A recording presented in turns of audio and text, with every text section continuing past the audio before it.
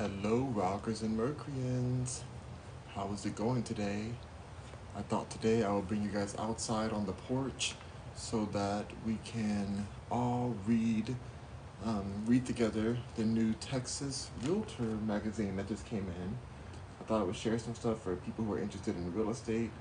Feel free to comment in the section below and I'll answer any questions. What's up, Smurf? Good to see you. But this is the one that just came in, and I want to do some more real estate content for you guys. So I figured this would be a nice addition since we already did a house tour. Now we're gonna just talk about some real estate things. We'll do more house tours as well. But I have my tea right here. We're drinking some soursop tea and all types of good stuff here. Ooh, this tea is very hot still. This tea's been sitting for 2 hours, and it's in this Yeti container. It is still burning hot. Oh my goodness, it's so hot. Oh my gosh, it's delicious though. So tasty. All right, let's go ahead and get into our stream. Put this tea right here so it's easy to grab. Okay, so yeah, this is the front of it. Just gonna read on through. So it says Texas Realtor. I'm a realtor. I'm here in Texas and California. I have a California Realtor magazine as well that I want to share with you guys another day, maybe tomorrow. So we'll see. So it says 2024 Chairman Jeff Kahn thinks the sky is the limit. So that's on page 16. So shout out to Jeff Kahn. He's right there. I'm gonna go ahead and open on up and let's get into it. Oh, you can show your realtor pride with the home for you. They have like a what do you call it? Like a customized license plates and things like that for to be a realtor. I wonder if I should get one of those. Show realtor pride on here. That might be cute. When I get my next car, I might do that. That would be cool. King Bliss says good business. Yeah, I love real estate. It's so great. So I'm excited to see what's in here today. This one's in Capital Farm Credit. Who knew you could own a piece of heaven? Open the skies and natural countryside. Clean air recharges your mind. So if you're looking to move into a new home, oh, this is Capital Farm Credit. Okay, we'll find the good articles in here. This next part right here is saying Texas Realtor contact information. It's not a red or blue problem, it's a purple solution. I like that. I like the concept of that. It's not red or blue, it's a purple. It's somewhere in between. Some people are so far on the two polarities of red or blue that there is definitely in between. There's definitely a space where we can all meet at, when it comes to, especially in politics. But it's kind of tough to go blue, though. We'll see the difference as well between this Texas one and the California one that we'll do tomorrow, as far as the articles go. See what I find interesting. We're gonna have what the compensation lawsuits filed in Texas mean for you. Ooh, compensation lawsuits. Okay, plaintiffs have filed a class action lawsuit related to broker compensation in Texas. Here's how they may affect agents, brokers, and realtor associations. Okay, that's interesting. It's right here. Cover 16, 2024 Chairman Jeff Kahn. The 2024 Chairman discussing the dreaming big and the value of volunteering and why he loves commercial real estate. Also meet your 2024 leadership team, regional vice presidents and committee leaders. Nice. Then we have on the feature 10, appraiser answers your questions. So Texas Realtor magazine asks readers to send in questions about appraisals. Here they're doing here they are along with answers from experienced appraisers, plus learn what resources and advice the Texas Appraiser Licensing Certification Board offers you. Interesting. We'll get to that part. We're already on page 4. We're on the insights page here. I'm gonna let's read this part first. See what it's saying. So the quote is saying, when prospects and clients see how many different things we do to make transactions as smooth as possible, they will better see your value. That's true. A lot of people don't understand what realtors do and what you do in the real estate business. They feel like, oh, you just make all this money. you're just somehow just like showing up and selling a house and just get paid a ton of money. Like there's so much work, and there's a lot of realtors who don't make any money, you know, who are not really like putting their foot in the game the right proper way. So it's important to for them to see it. That's part of why I wanted to share this more different types of content, whether it's, you know, reading these magazines or going to do more house tours. Maybe we'll interview other real estate professionals at some point. I want to diversify our real estate content because I want you guys to get involved in the market if you're interested. As always, you guys, please visit slayrealestate.world, SLAY, realestate.world, Slay Real Estate. And we'll be happy to help you with anything we can help you with, you guys.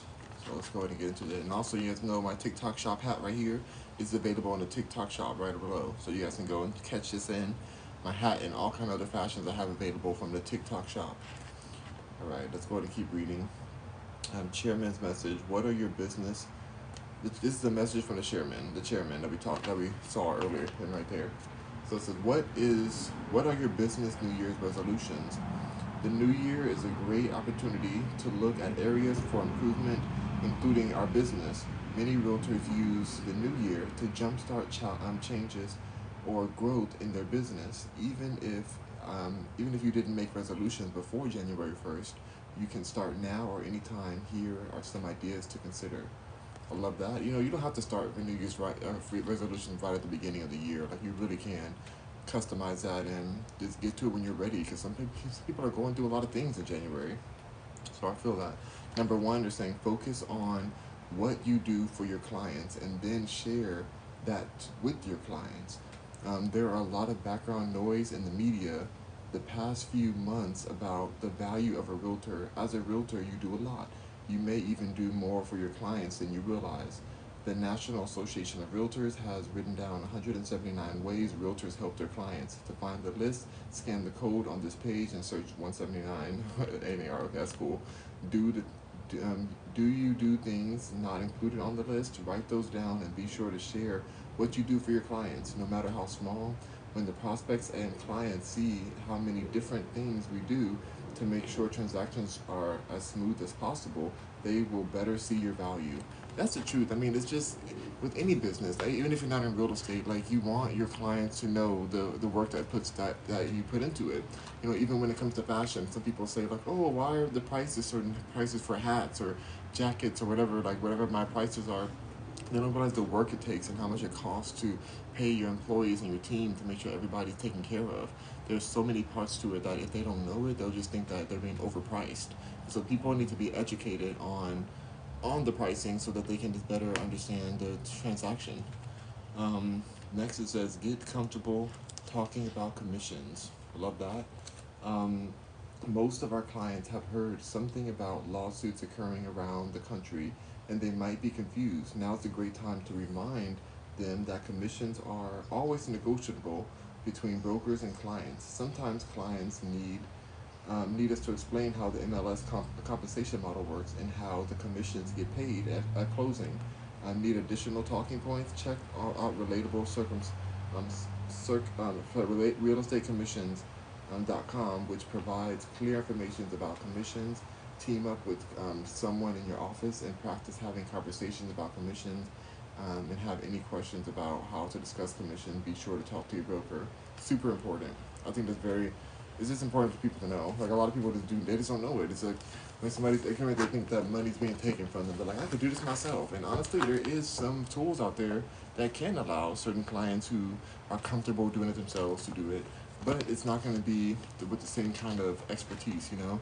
Technically, some people, if they're going through a health situation, they can technically do a surgery themselves. Not that it would ever be recommended, but they can have the same tools or something and perform it themselves theoretically, but they're not skilled to do that, so they can end up causing more harm than good, you know. So I think it's just very important to know that you're working with professionals, and when you know that, you accept the value a bit more. Sipping on my tea. Mm-mm-mm. Delicious. Okay. Stay up to date on pending commission lawsuits. That is interesting. Somebody, Ivan says, I'll book you a flight to come fight me. I would win. I'm not interested in fighting you. You're not worth my time fighting. Some random person on there. I'm about to get blocked in a second. Alright, sorry you guys. That's some random hater talking mess in their chat. Stay up to date pending. Stay up to date on pending commission lawsuits. You're going to hear a lot about the lawsuits this year, including those filed in Texas. You can stay on top of the latest, most accurate information by visiting our dedicated webpage, texasrealestate.com, lawsuit, and reading our other Texas Realtor communication. That's great. The last one is a super fun one. It's well, something more interesting. It says, have fun. Just have fun. The most important resolution, have fun. Real estate should be a challenging and rewarding career. Don't forget to have fun. Get to know your competitors. Get involved at your local board.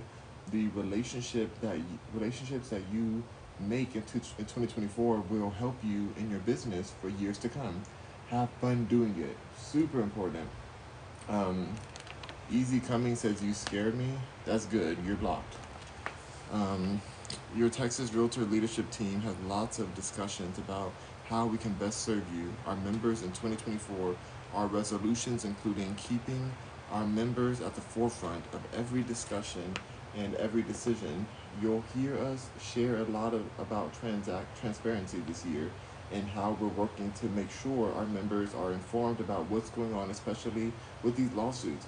We're here for you in our industry. I love that. I think it's important because sometimes people see a lawsuit and they just assume the rest, especially when there's like maliciously titled like media pages and stuff, and it's saying like, oh my gosh, like, when it's like sometimes the media just like will put 20 on 10, and it's just not really as severe as it says. So it's good to just educate your clients, no matter what industry you're in, because there's always going to be some kind of media involved around the big industries. Bree, hello Bree, how's it going with you? What's up, Slice? Good to see you. How's your day going? I'm just reading some real estate today. We're going over the Texas Real Estate magazine right now, and then we're gonna do some other. Or we're just gonna read this. I'll have to drink my tea, and then I'm probably gonna eat some lunch after this.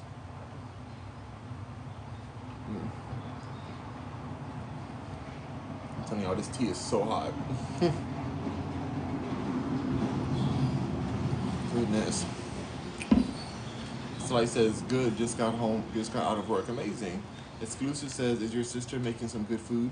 Well, I'm actually going to have a salad. I still have some grains she made from last week, so I want to make sure I eat those grains before they go bad. I have some grains, the alkaline cheese, tomato, like a real nice salad right after this.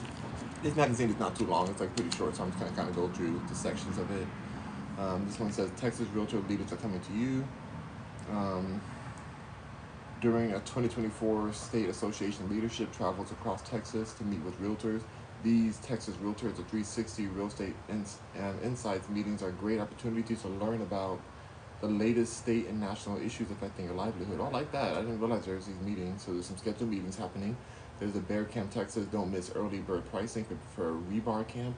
Oh, Rebar Camp is an interactive conference held at the somewhere about sharing and comparing the works and doesn't throwing your business. See, there's all kinds of things that we're constantly learning. Being in real estate, it's just a consistent. We're constantly learning. Block that person, please. They're a hater. Another hater in here. Please block them. Don't miss the early bird pricing for it. That's really cool. I just love that there's a constant learning battle, or learning experience when you're in the real estate industry. And then it says, demonstrate your professionalism with C2X, the new app that makes everything more convenient to earn the endorsement. Okay, so there's another app. Have you heard of the Commitment to Excellence program? It's an endorsement from the National Association of Realtors that measures your proficiency in 10 elements of professionalism, helping you position yourself as a leader and showing prospective and current clients your dedication and your high standards by earning a C2EX endorsement. Okay, that's really cool. I gotta look into that some more. Very interesting that, there's all types of ways just to know like how qualified your realtor you're working with is. I'd love to hear that. Let's see, the next one we have business, how LinkedIn polls help you connect. This is an interesting one. We all deal with LinkedIn, like we all have access to LinkedIn no matter what business you're in. Like literally anyone can make a LinkedIn account. And so this is gonna be helpful for a lot of people. I'm gonna read through this. in a second. Let's see. Is this all one article? Let me make sure. Or is that two different ones? Scammers can get your phone. Oh yeah, there's two different ones. Okay, so I'm gonna read this one first. Just gonna read this section first, and then we'll get into this other part. So this is business LinkedIn. I'm gonna read through it pretty quickly. So, okay, how LinkedIn polls help you connect. Okay, have you tried using LinkedIn polls feature as part of your marketing strategy? Creating a poll can be a great way to stimulate conversations, gather insight in your audience, and expand your network. I've never done a poll on LinkedIn. How many of y'all have LinkedIn? If you have a LinkedIn, put it in the chat. I'm really interested because I have LinkedIn, but I just don't. I'm like, I need to get better at it and post more on there, I guess. I was thinking of posting more real estate content on there. That's probably something I'll do. Mm. Bree says, I have one. Amazing. What field are you in, Bree? What field are you working for yours? So it says how to create a LinkedIn poll. It doesn't take a lot of time to create a poll and get valuable insights in return. Start a post at the top of your LinkedIn personal or business homepage and click the poll graph icon. You will be prompted to ask a question up to 140 characters. Insert up to 4 answer options, up to 30 characters each, and choose how long you like the poll to run. Up to 2 weeks. Okay, interesting. Additional tip says include other please comment as a poll option to receive more engagement in the comment section. Encourage your audience to expand on their answer in the comments and add real estate related hashtags to attract interested people outside of your connections. Pin the poll to the top of your page so it doesn't get lost in the feed. Oh, that's a good idea. After a few days or a week, repost the poll to remind your audience to respond. This also helps increase the post's reach. That's kind of a cool situation, is to keep on having it on the top so people just you get real feedback. So it's one thing to kind of guess what people feel, but when you have a poll, you have that option. Bree says, Bree responded. Let me read Bree's response. Bree said, I actually was required to make one for a class that I was taking in my first semester of college for nursing. Oh, wow. But I think LinkedIn can be very helpful for all fields. It's so true. Absolutely. For business, investment, real estate, music, even gaming. I've seen gaming pages on there that discuss the business of gaming, because there is a business to it, or streaming. So it says note that some mobile browsers do not show the poll portion, only a caption above the survey. Always include a caption of the poll question and encouragement to respond to the comment section. Yeah, that's important. Okay, the next one's a suggestion for poll question base them on your goals. Interesting. So it can be like, oh, what my goal is to figure out, what kind of content people want. Do they want more open houses? Do they want more information about real estate? Like, who's interested in real estate or not? Who's interested in becoming a realtor? Things like that. So, do you want to improve your email open rates?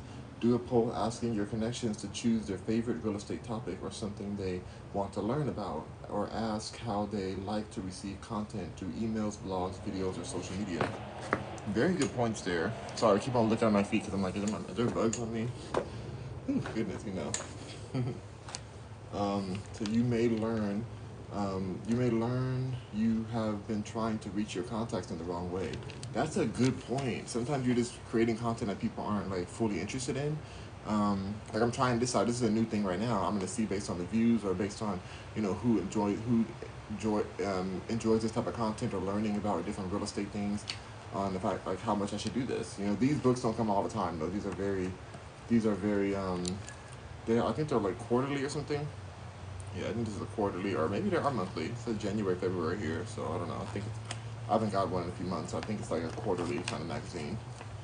Um, the next one is learn about your audience. You can build better relationships by understanding what your connections are interested in. Do they think in a specific home design trend? So do they think a specific home design trend is hot or not? Love that.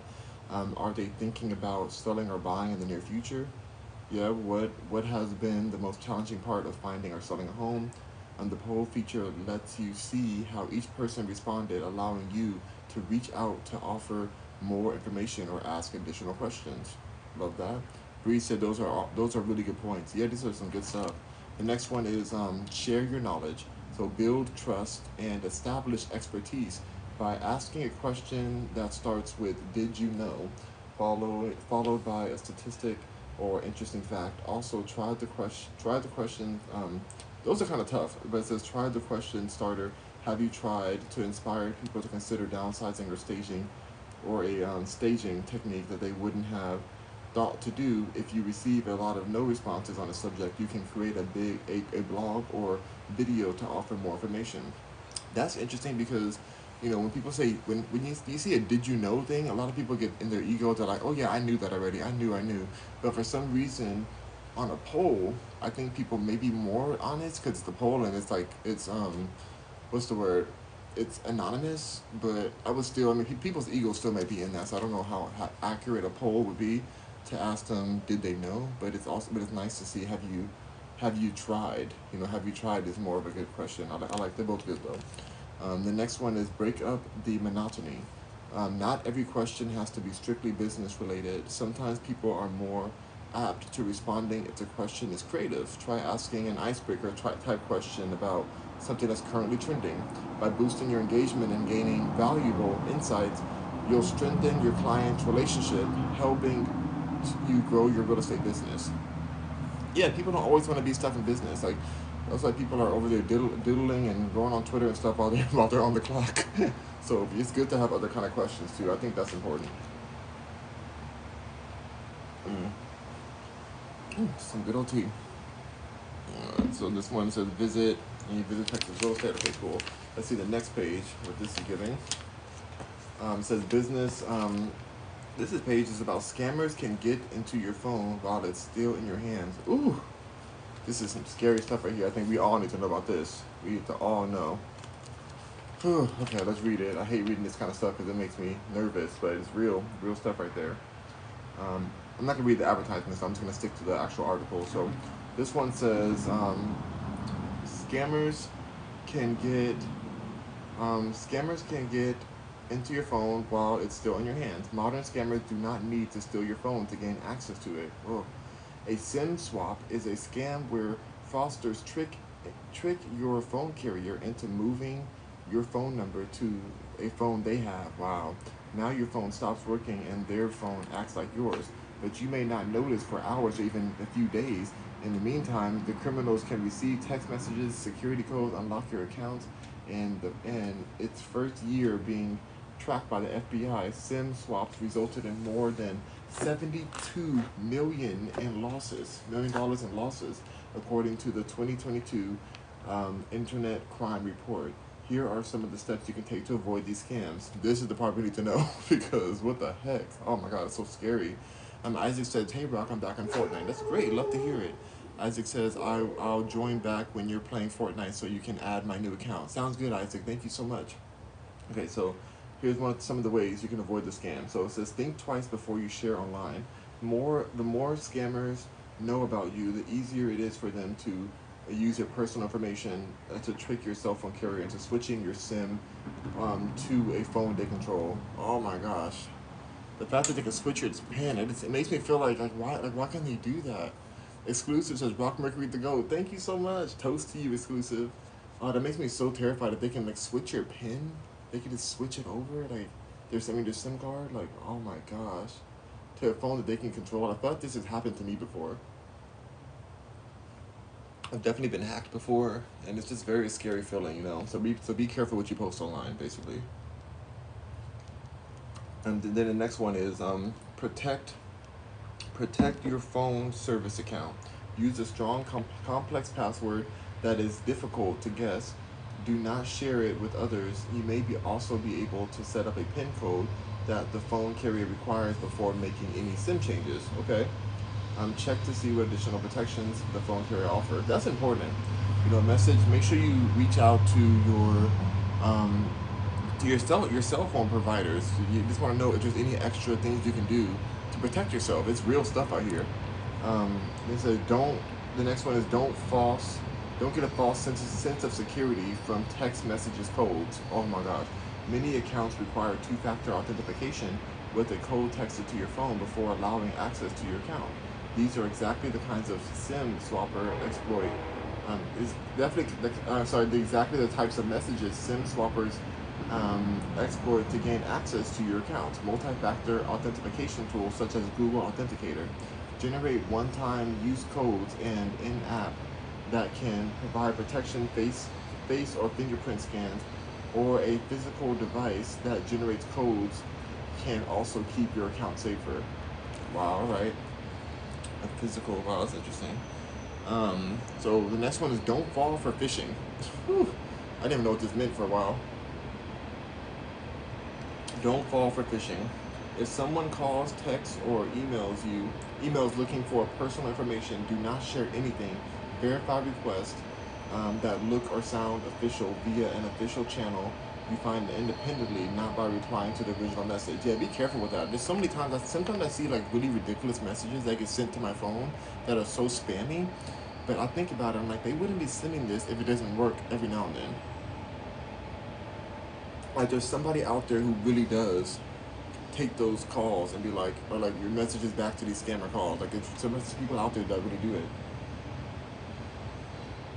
Okay, the next says, what about new phones with eSIMs?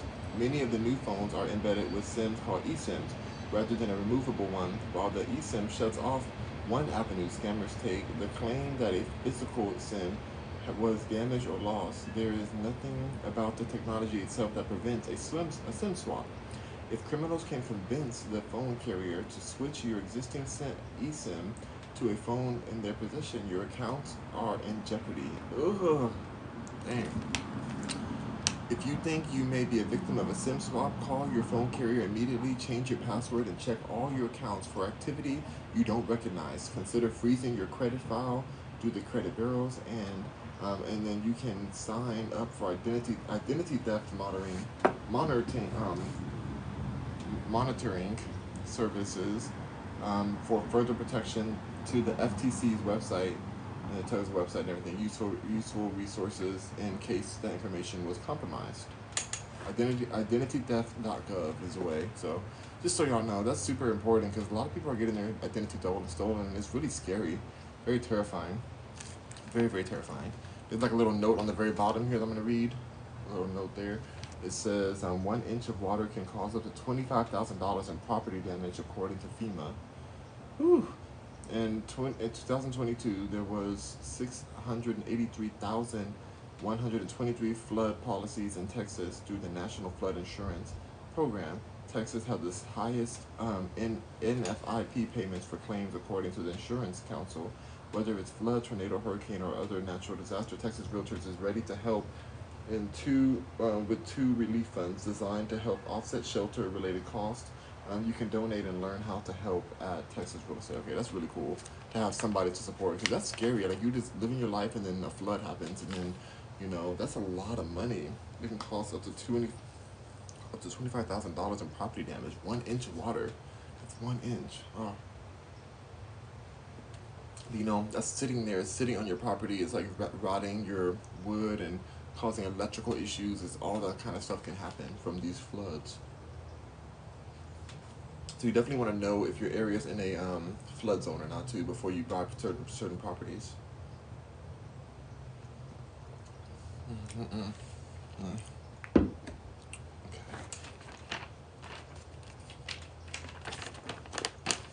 Let's try next.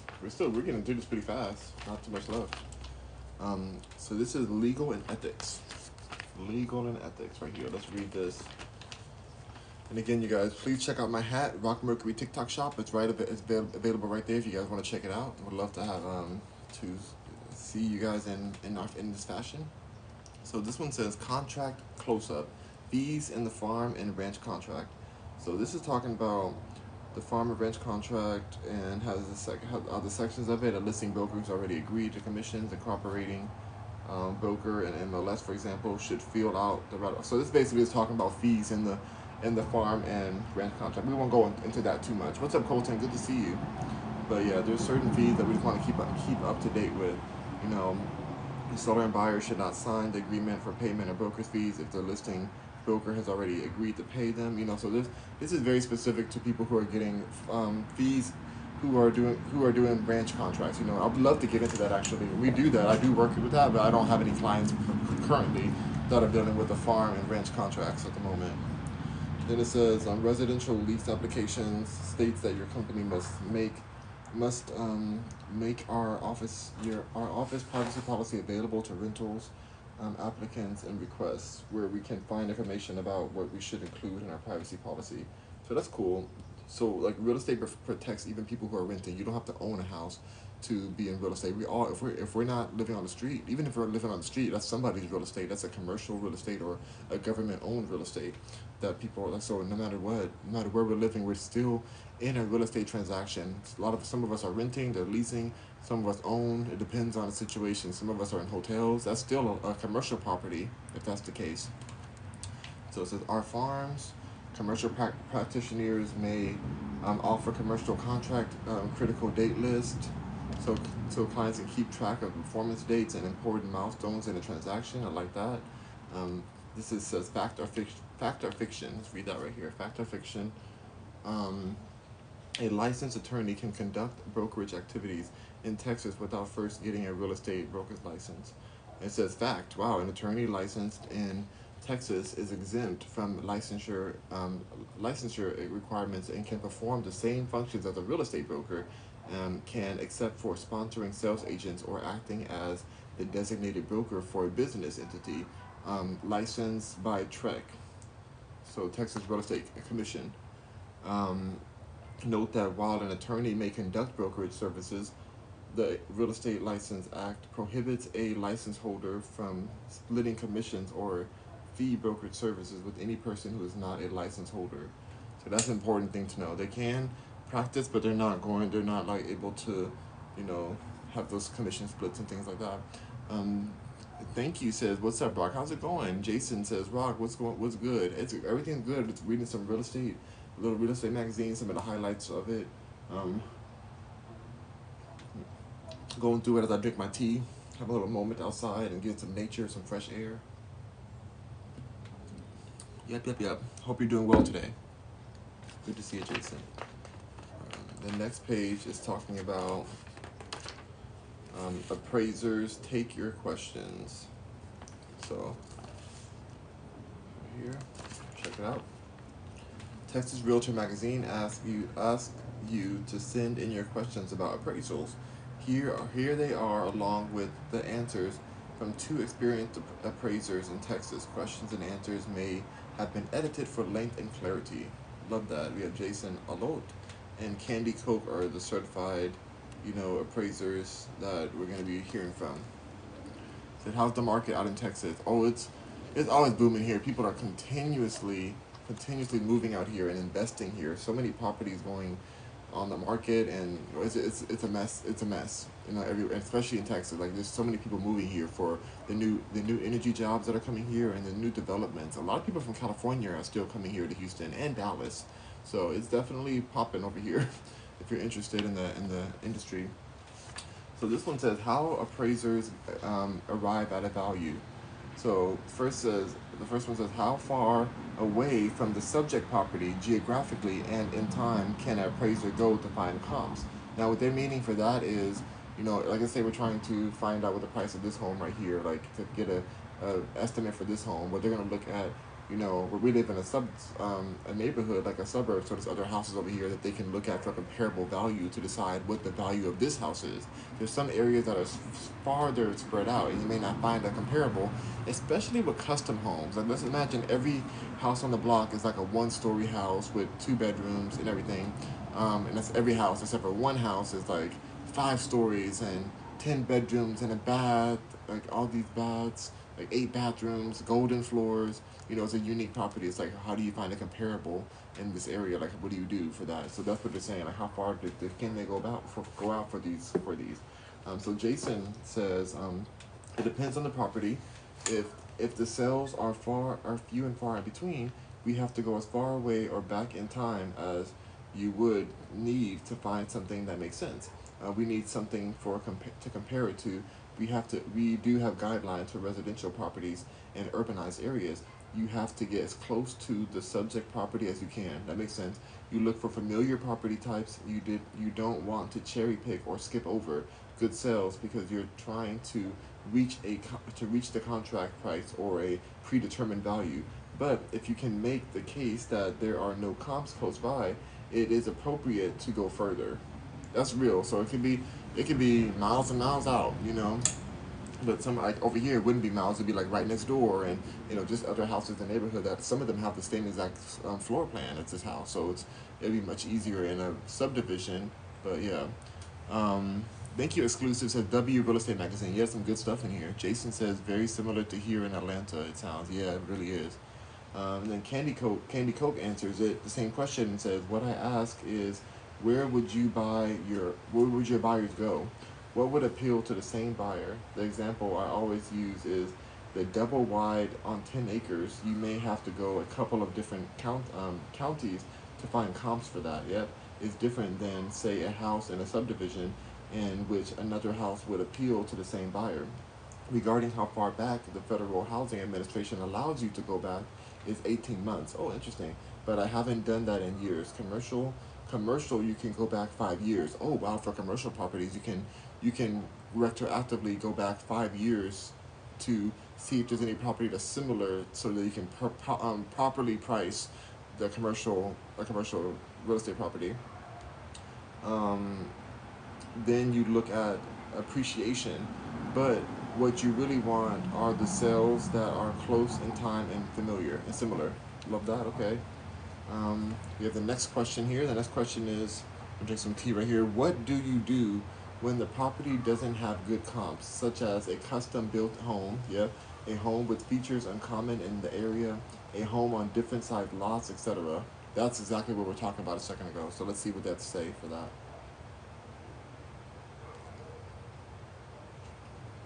So the appraiser, but Jason said, I've heard of nightmare stories about relocating to Texas. Would you suggest it? I love it here. It depends on what part you're in. Of course, there's like certain areas that can be very shell shock, or like a totally different culture. There's certain areas that are maybe racist too. It depends on what part you're in. I have loved it in Houston. It's amazing here. It's not heaven, of course. There's always going to be issues wherever you go. But coming from Los Angeles, I do feel like I've upgraded my life being out here. Like I don't miss anything about Los Angeles in that kind of way. So it depends on your lifestyle that you're interested in. There's a lot of heat out here. There are flood situations. We have a lot more harsh weather than some parts of the world in Texas, but there's just it's Jason said Austin. Austin's a great place. A very nice city, a very up to date, more new age place. So I think you might like it there, depending on it. Houston, I feel like it's more family, but it's a big city. So, but Austin's a great place to be too. I have no issues with Austin. I would love to go back there soon, actually. Hello, Zach. Good to see you. All right. So this next question is, um, yeah, what do you do in the private? Oh, we said that already. Okay. So, Jason says, first of all, we have to we have to try to find something to compare it to, something that's similar as possible, and something that's impossible, that might make it potentially difficult to market. There may be market resistance to that. We may have to use something that is not the same and find something to base our determination of value. Maybe it's something that's available in other parts of the country or state. We have to use the best available data to go with that. I can tell you that that won't be an appraiser's favorite assignment. Oh my goodness, that's for sure. Whew.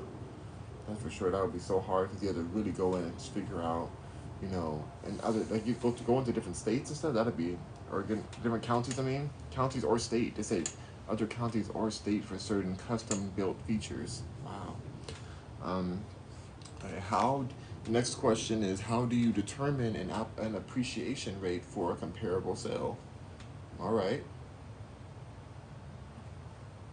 Jason says, you try to derive that from the market. It's the market. It's sales. If the sales are happening right now, you can look back 12 to 18 or 24 months to see if there's a trend. If appropriate, you get an appreciation or depreciation rate and divide it out to find out how much it is per month. There, there are going to be flat spots. It's the average. it's the average age over time, or the average over time. Very interesting. Okay, and then Candy says, it's not just appreciation rates. The rates go up and down. It goes both ways. We look at historical data and graph it out. What were they selling for years ago? That's why it's so important to have good MLS data. Interesting. Can the next question? Take a sip. Hmm. Can new construction homes be compared to resale homes for the purpose of appraisal value? Ooh, that's a good question. Jason says new construction homes could be, if appropriate. There need to be an adjustment for the age of the resale homes. Important, because obviously, you know some parts depreciate, but not always. It depends on the area and the demand. Jason says, before I forget, I've been working on a chibi style rock Mercury character for your merch. Oh my god, thank you so much. I would love to see that. That's so kind of you, Jason. I'd love to see that creation. Love it. Um, Cook Candy says it's not just appreciation rates. Go wait, hold on, I messed it up. Oh, sorry. Cook says you can, but I don't like to. Meaning she doesn't like to go to use resale homes for new sale construction. So she's saying Cook says you can, but I don't like to. Will that perk or premium feature stay that way? Will that corner lot become a busy intersection when the subdivision is built out? Will that scenic view be there 5 years from now? The same question could be asked of special materials or technology. Again, it's about finding the best possible comps for determining value. Love that. Oh, Jason said he's gonna send it over to me via Instagram. Thank you so much. I would love to see it. I'm very excited about it. Um, do appraisers use inspection reports when determining value of a property? Okay. Um, Jason says we can if we have if we have access to it. It's a good way to determine if there's a major problem. That's a super thing. Sometimes it's hard. Like you may appraise something at a certain amount, but then there may be a huge foundation issue that can cost or lower the value $50,000 or more. Who knows? There can be major issues that they just don't know about until they see the inspection report. So so we can. It's a good way to determine if there's a major problem. Appraisers are looking for what is readily observable. It's different than what a home inspector would see. If one was made available, it could be useful. I like that.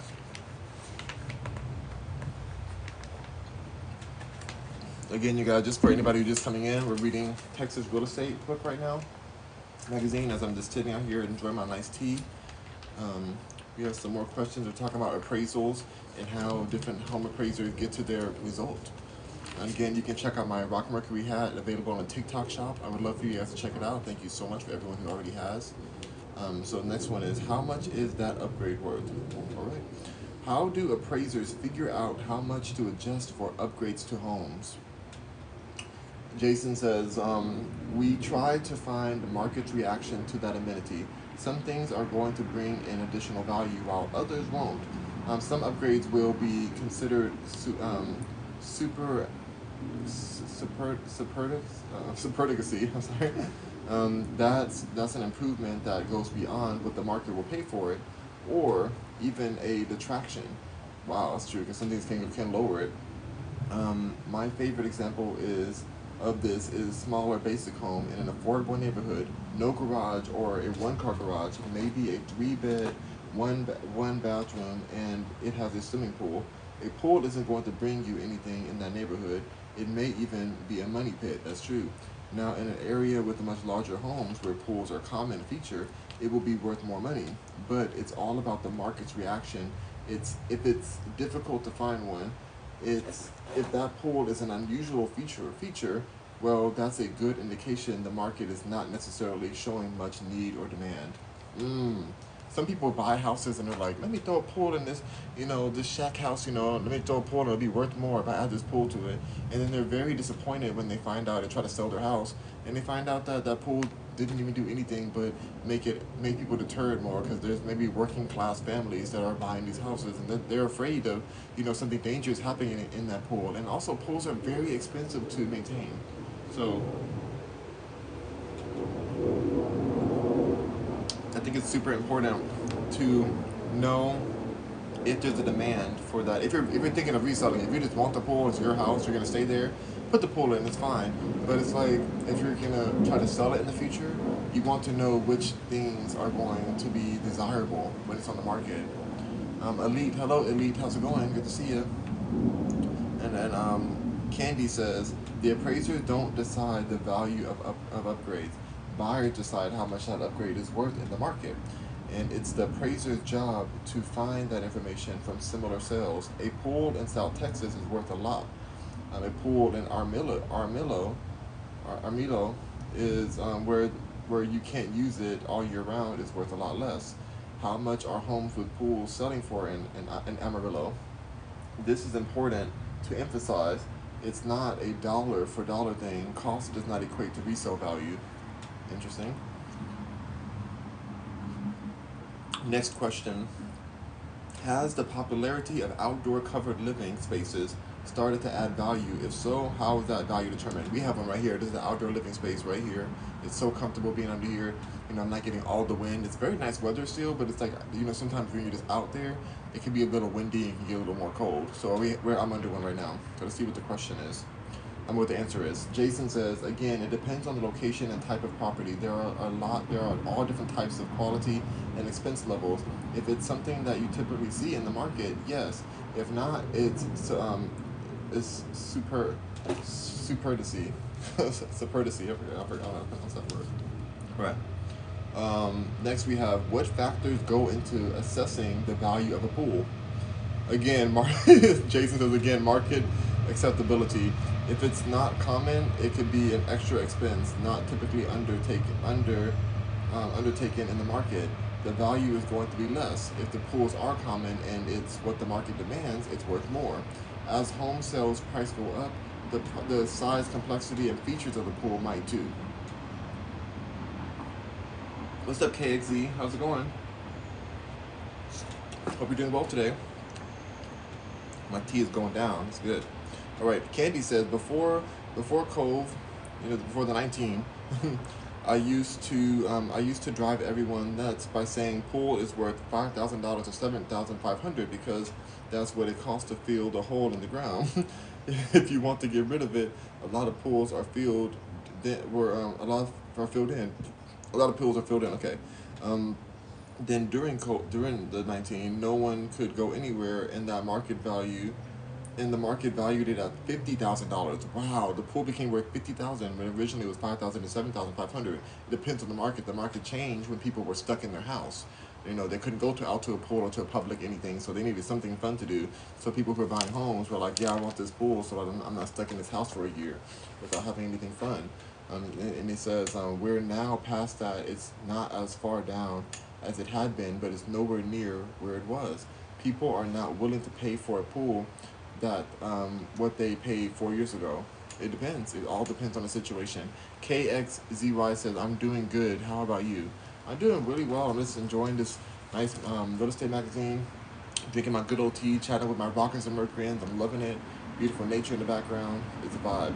It's a vibe. The next question is, it seems that subjective adjustments to value, such as location differences, are rare these days on appraisals. Is that true? If so, why?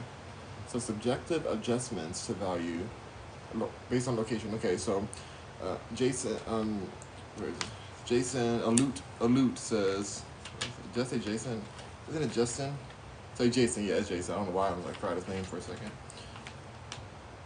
Jason says appraisals have to be based on facts, usually numeric data. If you're just pulling values out of thin air, that's a really quick way to find yourself in trouble. Lenders, especially working with government-sponsored loans, are looking at appraisals for non-fact-based bias. You can't just make up an opinion. Very good point. They ain't trying to get sued. Ain't nobody trying to get sued. Nobody's trying to get sued. We're trying to make money and try to like make transactions smooth. So they want to make sure they do all their due diligence. Okay.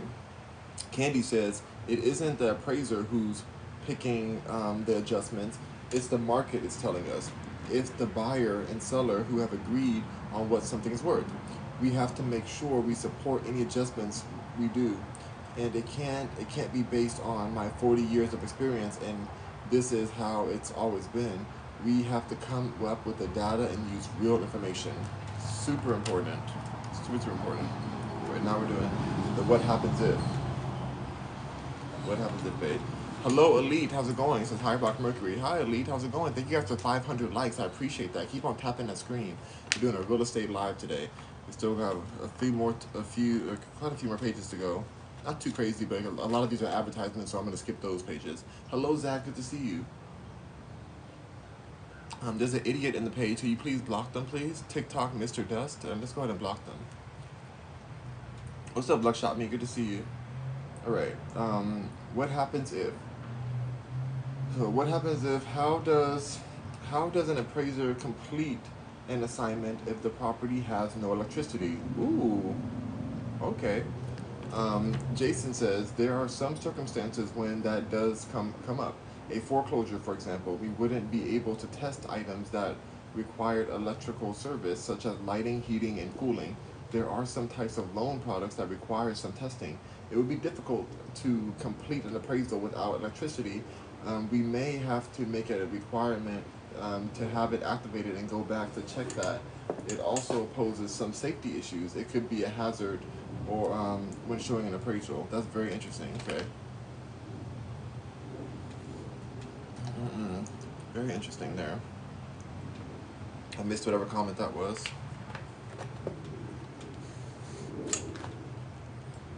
Okay, so then Candy says paragraph 7A of the 1 to 4 family residential contract says the seller has to keep the utilities on while it's under contract. We have to be able to run the faucet and flush the toilet, and new constructions doesn't have that, so we do have to make some assumptions. That's a good point. Like, you're gonna hope that's gonna do that. Elite says, please stop sending disrespectful comments. It's not funny. Yeah, y'all, just please block them whenever they come in. I appreciate the support, you guys, the real ones. Thank you so much. All right. So in situations where a major repair, for example, a new roof, is scheduled but not completed at the time of the appraisal, is that factored into the appraisal value? I mean, it sounds like you're gonna have to make an assumption on that too. That would be probably the biggest part on that. So Jason says we could appraise the property with the conditional requirements, but it would be subject to completion of the new roof being installed. If it is new construction, it's subject to it being completed. Okay. So it needs to be subject, yes, subject to be completed for sure. Like it needs to be, you need to have a roof on there, please. Just have a roof before you value it. You know, roofs are very expensive, and you need a roof to not have water damage, and obvious reasons. Okay, so are basements and attics included in the total square footage if air conditioned? Because sometimes garages aren't considered in the square footage. Our garage here, it could have been air conditioned, but it took it out because it's like doesn't. Anyway, that's a longer story. But sometimes the garage is, if it's air conditioned, it could be added to it. It depends on, the jurisdiction and what people like, what the auditor believes. Elite says, say my garage doesn't have air conditioning. Same. So say my doesn't have. Yeah. Yeah. So I don't think that equates it to your official square footage for your appraisals. So Candy says the American National Standards Institute counts anything below grade on a separate line system. So basements are not included. Oh, anything below grade. Second line system. Okay, so basements are not included in square footage for attics. If it's in full height, you can have regular access to it. It's heated and cooled. It can be counted. Oh, okay. But if there's a sloped roof you can hardly stand in, or you have to pull down the stairs to access it, it isn't included in the main square footage. That doesn't mean that either space doesn't have value. It just doesn't count it on that line item. That's a good point because, you know, that can really change your taxes depending on how big, like how much square footage you have. If you can't use certain square footage, it would suck to have to pay taxes on certain square footage that's not usable. You know, it's just it's real.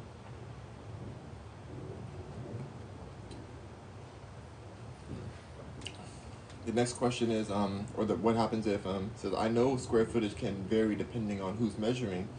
How does the square footage used by the appraisal district change without someone from the appraisal district visiting the property? Interesting. Says, Jason says sometimes they use the aerial photography or satellite photos. They can look at photos year over year and tell a property had an addition on put on. Okay, from there they can estimate how much more square footage. It's not uncommon. Okay, I see. Um, okay, interesting. All right, so Candy says sometimes if they have a sketch or if the house has been measured by a viable source, the districts can make the change. Interesting.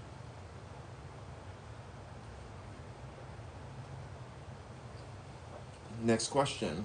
For FHA and VA appraisals, what repair issues will prevent a buyer from closing until the issue is repaired or replaced? I'm specifically interested in windows, electric septic plumbings, wells, and others.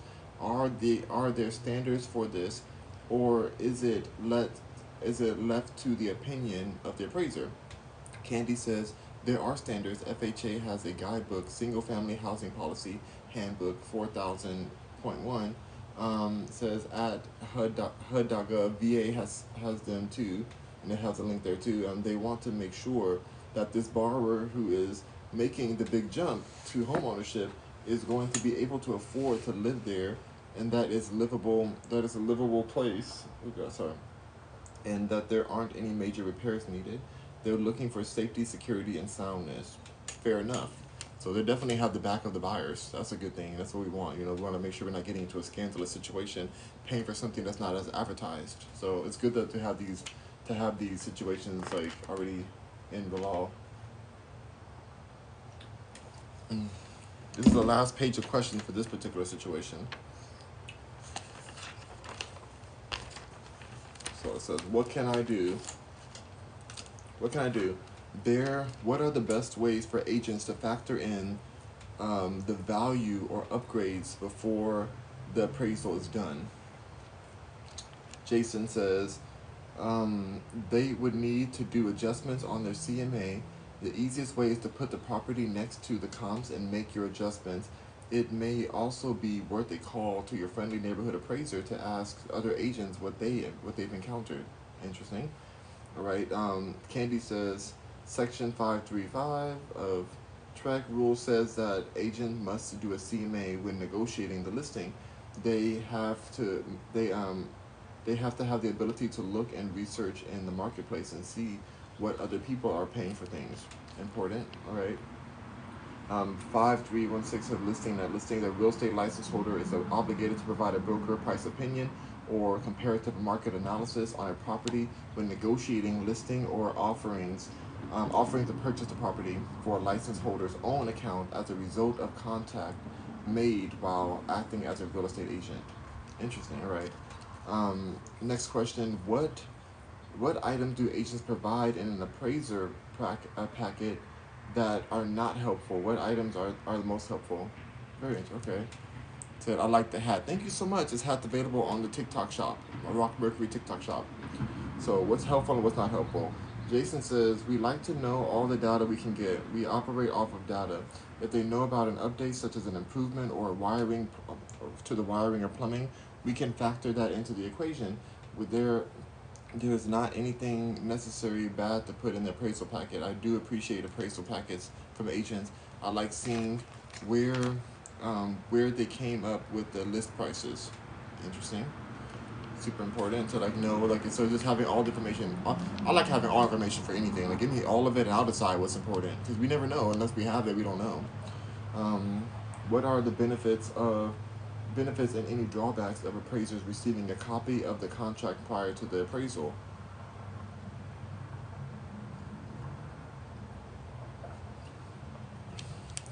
Candy said it's mandated. It's a federal requirement. They require us to look at it.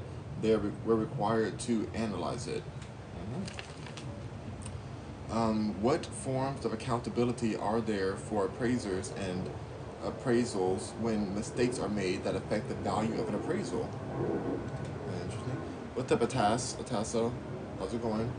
Um, Jason says if it can be corrected, the appraiser can be alerted and a change can be made. There are many lines when that is not possible.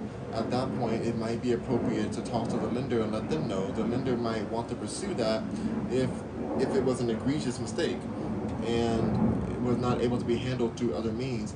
The last resort is to take the complaint with TALCV. It's like filing a complaint with the state licensing agency against a real estate practitioner when everything else is exhausted. So you can take it all the way to the top. I see. Um, I don't care who I look like. Somebody said I look like somebody. It doesn't matter. All right.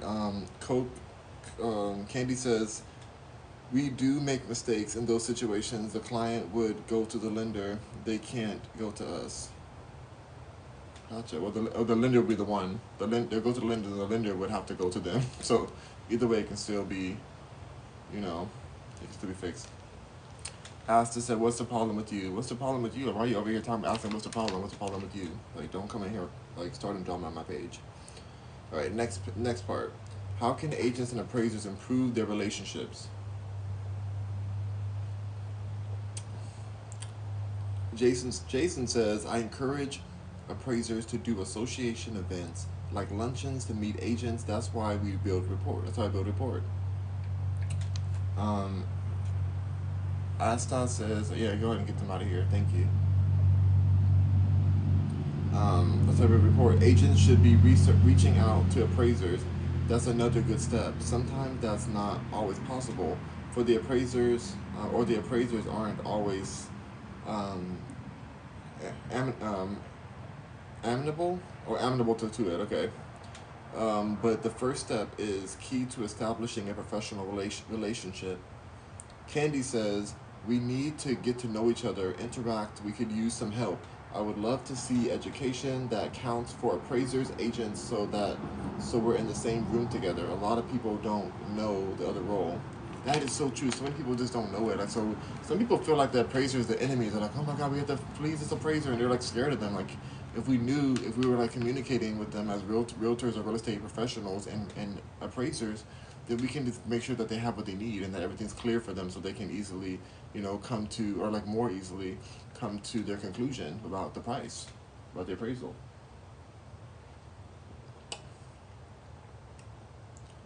All right, let's get Asta. Let's block Asta, please. Block that person, please. Thank you. All right, insights and tools for working with appraisers. Very interesting. The Texas Appraiser Licensing and Certification Board has resources for you. Thank you so much, Zach. Zach, amazing mod. I really appreciate you, Zach, for that. Thank you for making sure that these haters are out of here. Um, the Texas Appraiser Licensing Certification Board has resources for you. It's a common misconception that it's hard to get an appraiser on the phone, says Melissa, a director of Texas Appraiser Licensing Certification Board. Agents may even incorrectly think appraisers don't talk with them at all. Not, not true, says Tran.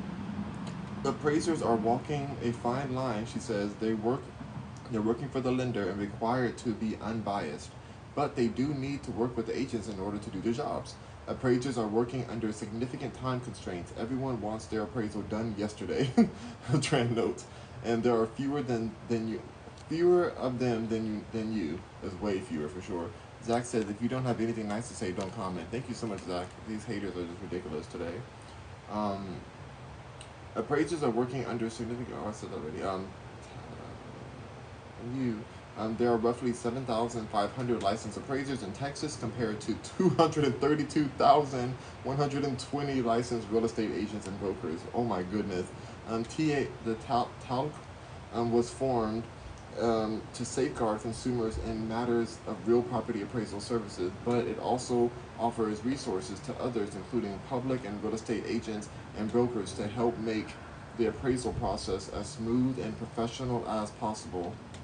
Okay? You can search online. Talc publishes informative articles and news articles. That's good. The site. So then you can also ask the lender for reconsideration of value. That's good. You can file a complaint and you can reach out. That's good to know.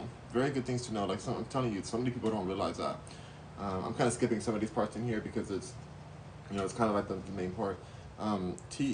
Talc says oversees the training and experience. Our businesses, including licensing appraisers. Trent says we confirm all of their qualifying education as exam requirements. It's difficult to become an appraiser. The exam is difficult. That's a good thing. It's good to know because this really affects people's bills. It affects their taxes. It affects their resale value. It's a huge deal that they have, a huge burden that they have, and it's important to have qualified people appraising your properties. One difference between Talc and Trek is that Talc has a federal oversight body that makes sure federal regulations are adhered to. Amazing. Um, Talc also recognizes licensed residential appraisers, certified residential appraisers, and certified general appraisers. It administers background checks and requires both to exam and earn. That's amazing. So there's a lot of back end part on that to make sure these are real qualified people. So let's go to the next page.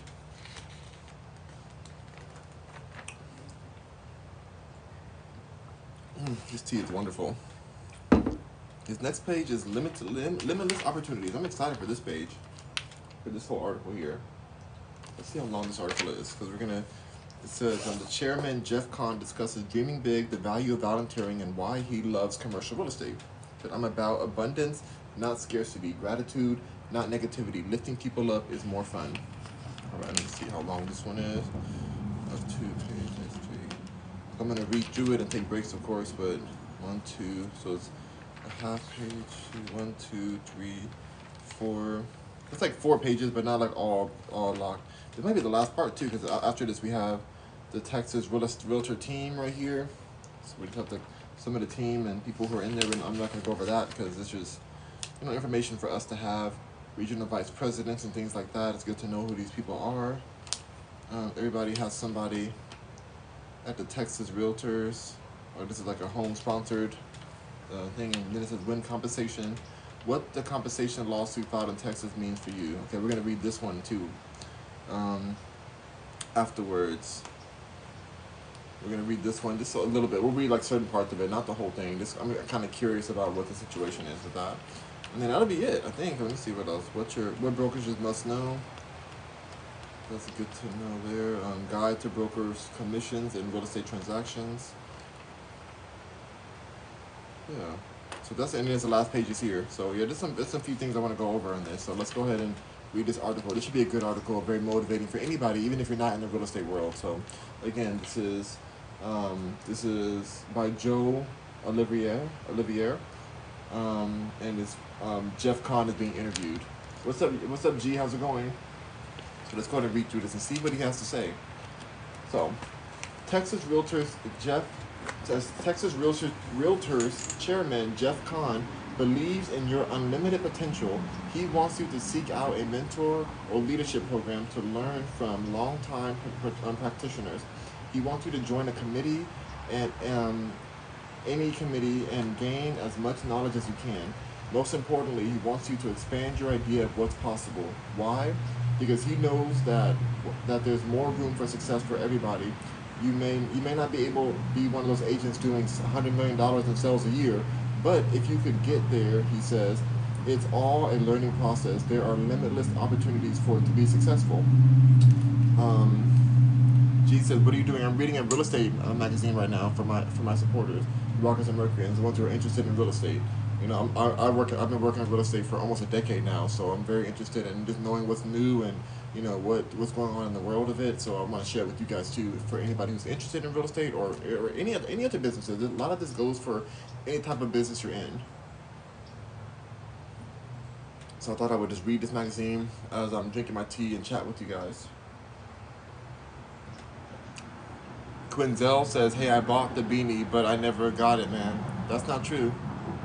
I would know your email, I would know your name, so don't come and lie to me, please. I would appreciate your lies. All right. OARJ says, "Oh, outside with it." Yeah, we're outside with it. That's right.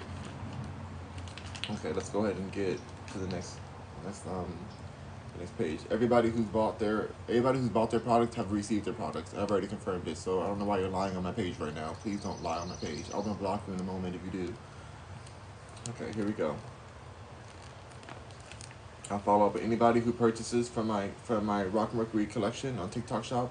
I always make sure that they get their stuff. I double check and make sure everything's delivered properly. So don't even come play with me like that. I'm very serious about my business. I don't appreciate that lie.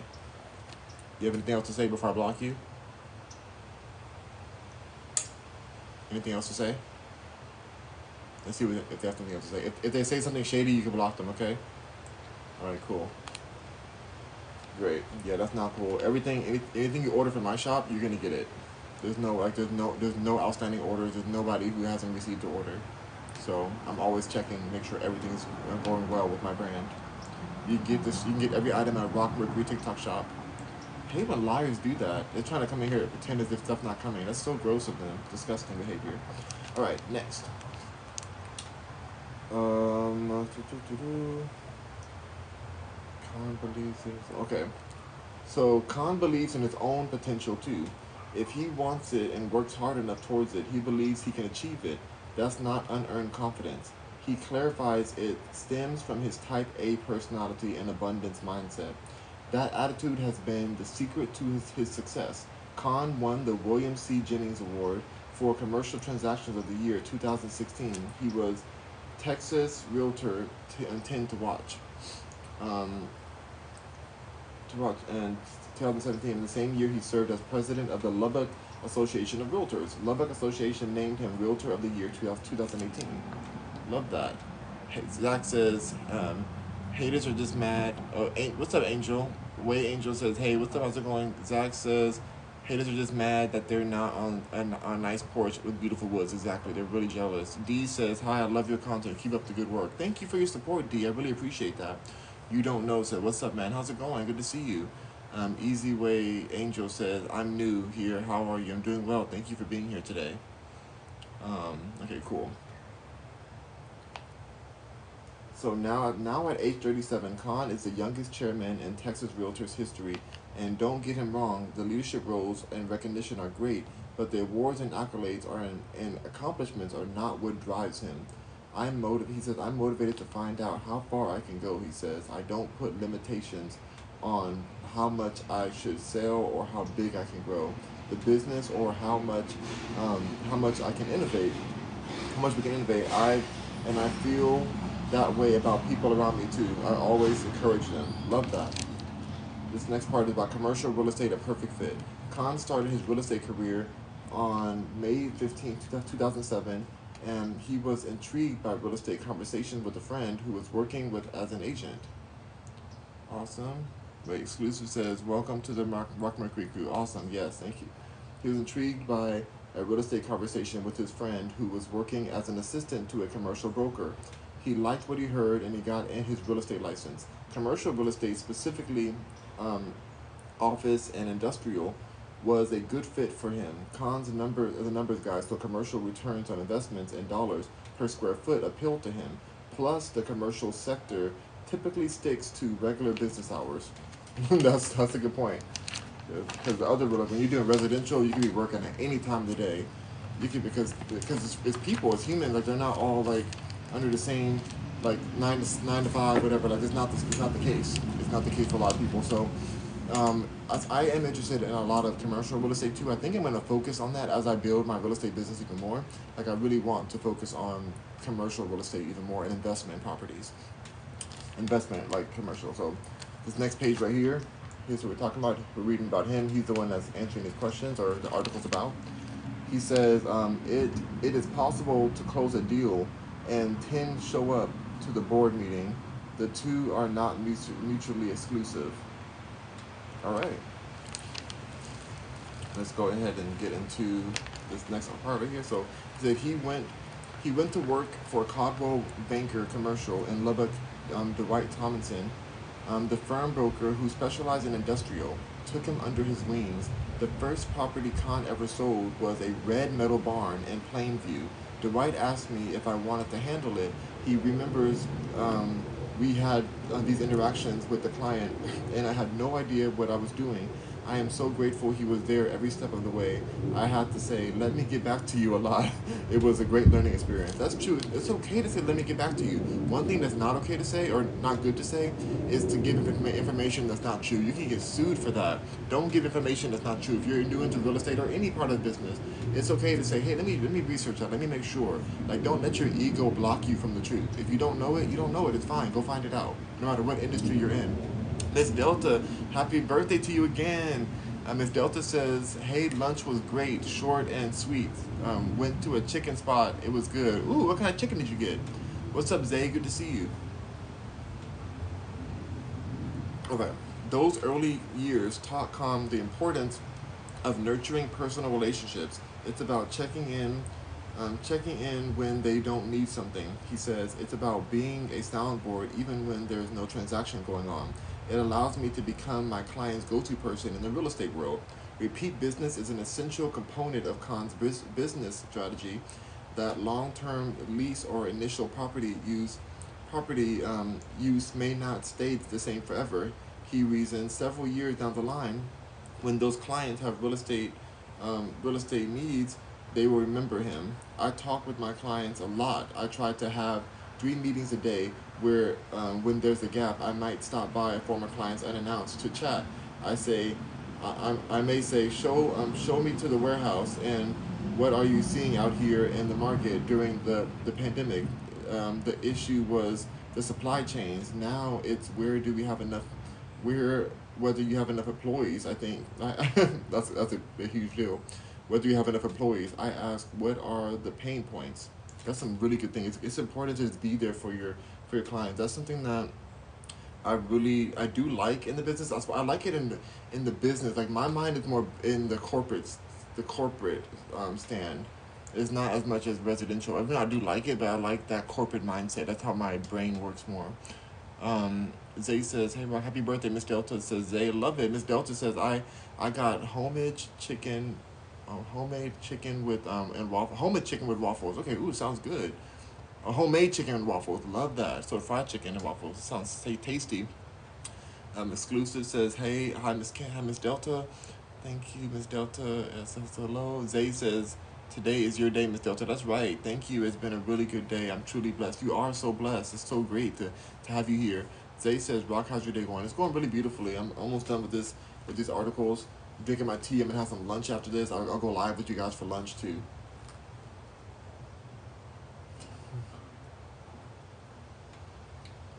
Mm-mm-mm. Tea is wonderful. It's really going down though, pretty fast. You said Miss Delta said I had blueberry sauce. That was so good. Ooh, yeah, blueberry sauce on waffles, delicious. He says people are Khan's favorite part of the commercial real estate. He loves working with salt of the earth folks, the kind of people who wear their name on their shirt. Yes. Industrial is not the sexy type of real estate, Khan jokes. It's dirty, it's hot, you're opening overhead doors. Sometimes you're walking past hazardous materials. When I got into it, there weren't many people doing that work, but I stuck there in industrial as well as office. The people um, you meet are just so nice. Plus, I get to see how the widgets are made for the oil and gas economies, as well as agriculture. That's so interesting. 16 years later, Khan remains with Caldwell Banker Commercial. I'm proud of the consistency, he says.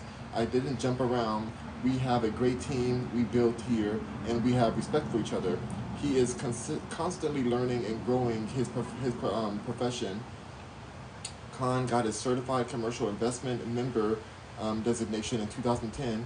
He then earned the Society of Industrial and Office Realtors SIOR designation in 2018. That really opened doors for him.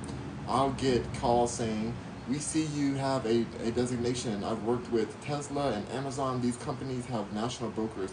I'll get very prominent clients, but also a milk factory that you'd only know if you were in the industry. The designation really builds your reputation in my market. There may be 25 CCIMs, but only 3 or 4 SIORs.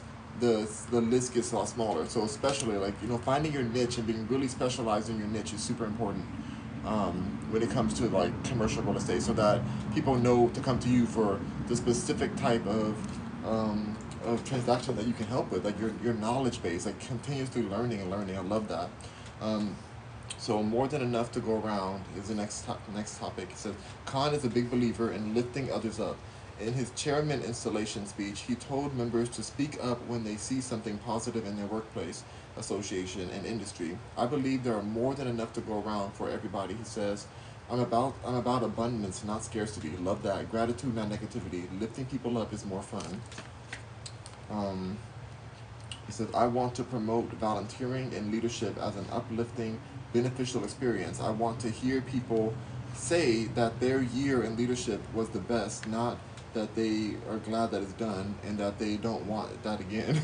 That's some real stuff right there. There's another part up here that I'm going to read this section afterwards. Like a little section up here. So just because he's convinced of his potential doesn't mean he never doubts his abilities. I feel like I'm constantly in this cycle of I made it and I'm a total imposter. That's so real. Aren't we all like that in so many ways? Like you're like, oh my god, I'm finally doing what I love. Like, oh, I finally made it. But then it's like, oh wait, what do I know actually? What do I actually know? That's the smartest people have a lot of doubts in what they know because they want to keep on growing. You can never know everything. So it's like you never want to get in your ego to where the ego will really mess you up. If you're in your ego too much, you will be blocked from reality. Um, so let's see. Just confidence. I feel like, okay, sorry. I have the confidence and I've done the classwork. I know that I'm supposed to know. I know, I know what I'm supposed to know. Every deal adds to my knowledge and skill levels. I alternate between being humbled and blessed and thinking just wait until what happens at the next meeting. Yep. He had heard some realtors say you couldn't be successful in an association leadership and business at the same time. The business would suffer. When he got into leadership, though, he took it as a personal challenge to prove that idea wrong.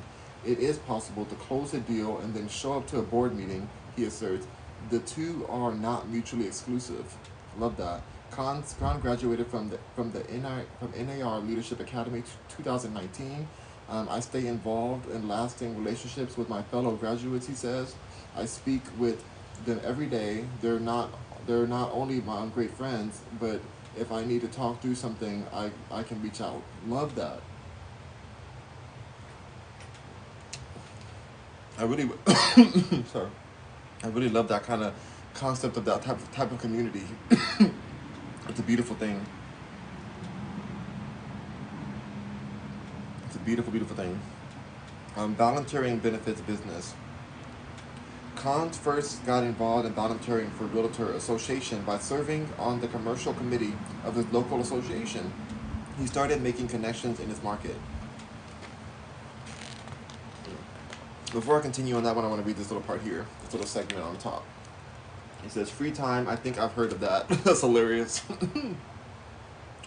Work Work-life balance has always been important to Khan. When he isn't working on his business or helping his industry, Khan enjoys spending time with his partner Lane and their two dogs.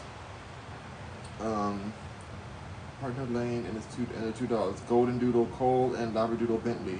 We take the dogs on road trips, and he says you can find us hiking, fly fishing, or on a beach in Mexico. Khan wants to thank families and volunteer leaders, adding the association work could not be done without them. Without Lane taking care of life at home, it'll be impossible. That is so real. Love to see that. Oh my gosh, he's part of the. It looks like he's part of the rainbow community. So there's that. Good for him.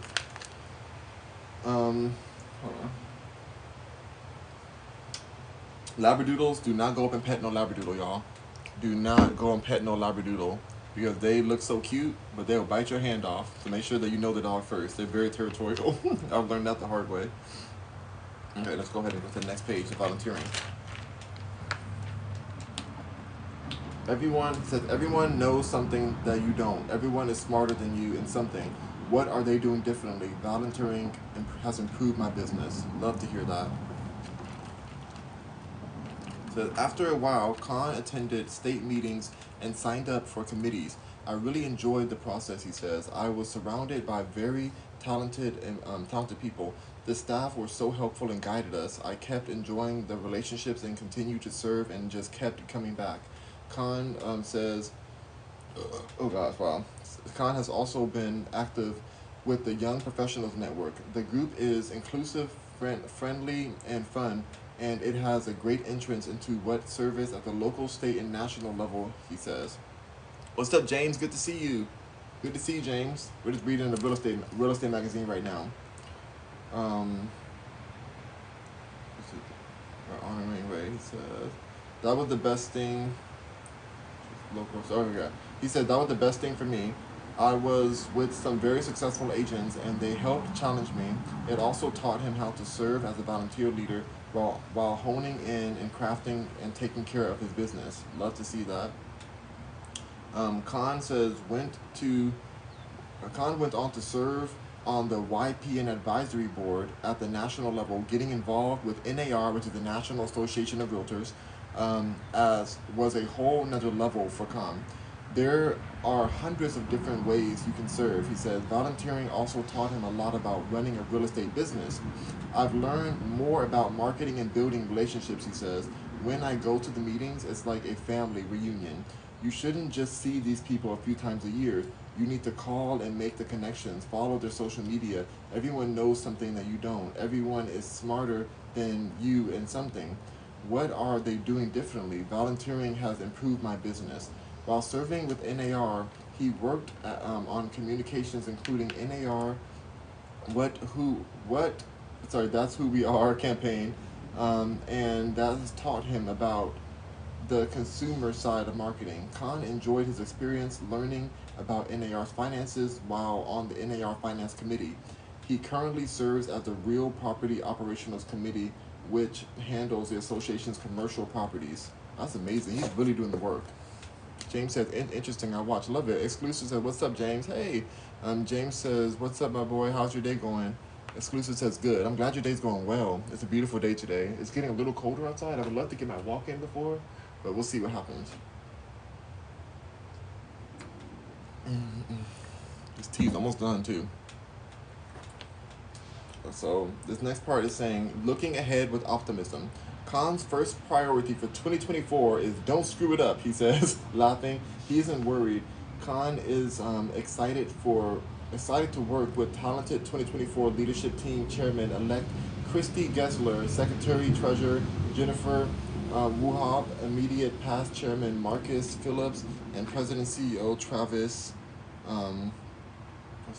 Kessler. We are a team, he says. The members of our team, of our entire focus, it's a great environment, and our members will be well served. This year, we'll have to share the challenges of late last year. Texas Realtors was named in 2 lawsuits. Oh God, QJ Team versus Texas Association of Realtors, and Martin et al. Versus the Texas Association of Realtors. Khan sees an opportunity to be a great communicator for the association, ensuring the association communicates and explains what is going on to members. He hopes communication will go both ways. Khan feels it's important to have a commercial point of view at the table. There are fewer of us commercial members, and we are not always involved in the leadership, he explains. We kind of keep to ourselves when there's is someone in leadership. Commercial practitioners may feel comfortable enough to call if they have a question. They know I'll understand. Khan hopes to bring this positivity and enthusiasm to everything he does this year. So often we encourage people to say something, and when something's wrong, he notes, but then we don't share the positive thoughts. We don't take the extra steps. I remember that when I received a compliment on my work, especially when I was just starting out, it made me feel like $1,000,000.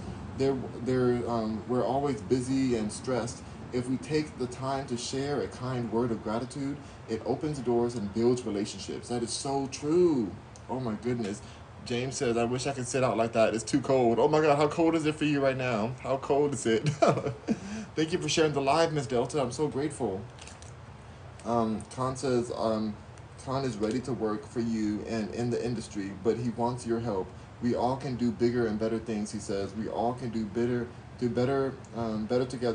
I see the best people. I'm always looking for good things. Love that. That was a beautiful article right there. And again, this is who we were talking about right here. This is a man right here. He's our Texas representative here for the National Association of Realtors. Love to see it. Great, great article there. I'm happy we read this together. This is an advertisement here. I'm going to skip that. Then we have some of our Texas leadership right here. I showed y'all before. I'm going to skip that too. Let me see. We should look at that. That'll really bore you guys, because y'all know these people. This is important. I'm just going to skim through this. So it says what the compensation lawsuit filed in Texas means for you. Plaintiffs have filed a class action lawsuit related to broker compensation in Texas. Here's how they affect agents, brokers, and realtor associations. So here is that lawsuit. I'm just going to read this one section here real quick. It's pretty big, so it'll be easy. The words are big, so all right. So just take a little bite. Take a tea.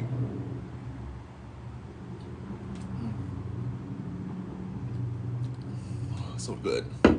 So good. It says Texas Realtors have been named in 2 lawsuits: QJ Team versus Texas Association and Martin ETL. Texas, several local associations of realtors and real estate brokerages in Texas have been named as co-defendants. These lawsuits are two of several copycat lawsuits across the country that have been filed at the wake of a verdict against the NAR and other corporate defendants. In the case of Burnett versus NAR, Texas Realtors expected claims like this to be filed after the verdict was returned in Burnett. NAR has taken steps to overturn the decision in the Burnett lawsuit. Also, one lawsuit happened for the nation, and now they're trying their best to, push it in every other state. Basically, that's basically what's going on. That happens all the time. It's like a money grab kind of situation. That's what it's seeming like right here. It says Texas Realtor stands by the value of the professional expertise that you provide to your clients. So they hired the proper law firm to handle this. Love that. It explains that here. Texas Realtors maintains that the practice of cooperative compensation makes efficient, transparent, and accessible marketplaces possible. Sellers can sell their home for more and have their home seen by more buyers, while buyers have more choice of homes and can afford representations. Texas Realtor disagrees with the assertions made in these lawsuits. These lawsuits allege that the antitrust conspiracy, which is crazy, that suppresses competition and inflates fees paid by real estate consumers.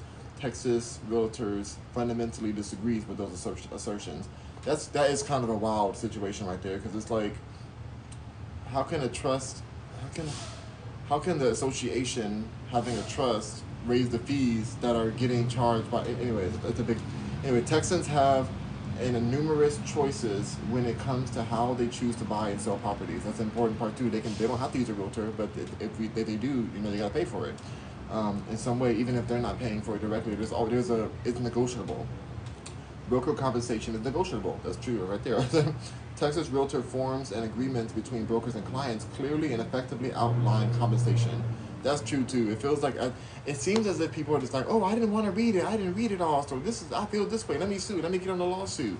It's very sketchy how they do that. All I know is from working in real estate for so long, everything is detailed to the T. There's so many things that we have to expose and express ahead of time because there is money involved, a lot of money involved. So I don't understand how these lawsuits are even going into the National Association like this. So here's some facts. Facts is there, and I'm kind of skipping through the bigger paragraphs. I'm skimming through them, but I'm just reading the main sections. The facts are: is there anything realtors, brokers, and associations or MLS need to do differently because of the Burnett verdict lawsuit? These suits do not change how you do business. There we go. What can realtors tell clients about these suits? As a realtor, you can continue expressing to clients and friends and family that compensation arrangements, including commissions, are and have always been negotiable and set between brokers and the prospective clients. Then can listing brokers still offer cooperating commission? Yes. What should listing brokers discuss with sellers about cooperating compensation. Sellers need to understand that offering cooperative compensation is not required. Can sellers and listing brokers refuse to offer cooperative compensation? Yes, obviously it's not required. How can I ensure I am fairly compensated as a buyer or broker? You can use a buyer representation agreement, which we've been using forever. Like, that's kind of crazy to. Anyway, we can use the buyer representation agreement, and that's it. a written buyer's representation agreement, which clearly details what the payments will be. Will Texas Realtors create new forms or revise existing forms to address these issues? The association's legal staff is reviewing existing forms, determining the potential for the need for new or revised forms. Okay, that seems pretty good. All right. What brokers must know in this situation? Let's read that part. We're almost done, actually.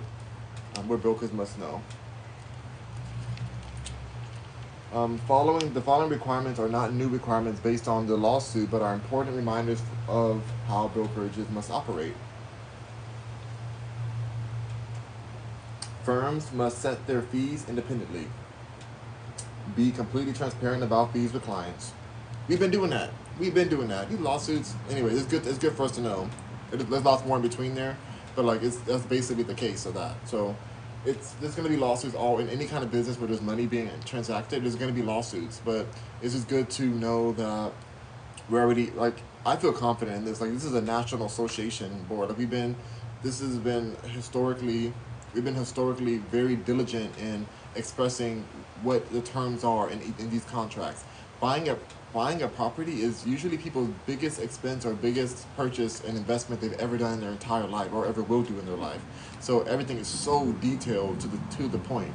So I'm sure that this lawsuit is frivolous, but we'll probably get some type of settlement, because that's just how people, they try to get money grabbed wherever, and the association got their money. So, all right, let's see. Next says guide to broker commissions and real estate transactions. I'm just going to read just the orange highlights in this one. So many people hire real estate professionals to represent them through the complicated process of buying or selling a home. This is the guide to help you understand how real estate brokers get paid. The first part is there a standard commission for real estate brokers? No, the amount of commission you agree to pay to your broker, it's negotiable. What controls the amount of commission brokers charge for their services? Each brokerage independently determines the services it will provide and the commission it will charge for those services based on their own business decisions and market forces, such as supply and demand. What is cooperative compensation? When a home seller hires a listing broker, the listing broker typically includes a property on multiple listing services, which is MLS, and database for home for sale in the area. Brokers that represent the buyer can search the MLS for homes that meet the buyer's criteria. This cooperation between the listing broker and the buyer's broker helps market the seller's property to a wide audience as possible. Super important. The listing broker has the option to share a portion of the listing broker's commission with the buyer's broker in exchange for bringing a buyer who ultimately buys the home. Yep, that's a, so it may say like already, like, this is what we're offering for any buyer agent, and even that could be negotiable, to be honest. But that's usually just right in the listing. So then it says, is cooperative compensation required? No, it's not. Listing brokers are not required to share their commission with buyer brokers. They're not at all. They don't have to. They could if they want, make it so the buyer pays the agent. So and the buyer knows that ahead of time before they work with the buyer's agent. So you want to make sure that's clear too, because some properties are like, no, we ain't paying y'all nothing. Like, this is my commission. Like, you can get paid from the buyer side for helping them find a property. That can happen in places like New York sometimes, or where they don't want to split things, or it depends. It can happen anywhere, any state, but depending on where the laws are different. Why would the listing broker consider paying the buyer's broker? The cooperative compensation arrangement has proven to be an efficient method for brokers to be paid in a way that benefits both buyers and sellers. That's a great reason. If you know ahead of time that if I bring you to this property, I'm going to make this amount of money, you're going to bring them to that property. It's clear out, and the buyers don't want to have to pay out front. They're already having to pull all the money and the down payment and everything in the beginning. They're not trying to add extra costs to pay their agent as well. So it makes a lot of sense to why people would want that. It says, talk to your realtor about how to make your move as smooth as possible. Your realtor has the knowledge and skills to help you make informed decisions. Love that. Almost done with my tea. My tea's almost gone. Thank you, good day, good day of edits. I appreciate the follow. Okay, take five says, well, this is the last page, the very last page right here. Take five, help your clients. It says help your clients avoid buyer's remorse. So we're gonna read this part, and then we'll be done for this particular book. But I'm so glad for everybody who stayed in with us. So it says help your clients avoid buyer's remorse. A lot of time, money, and effort goes into buying a home. We just said that. You never want your clients to walk away from an experience with buyer's remorse. Here are 5 ways to help them prevent it. And Zach said the groundhog saw its shadow. Ooh, where?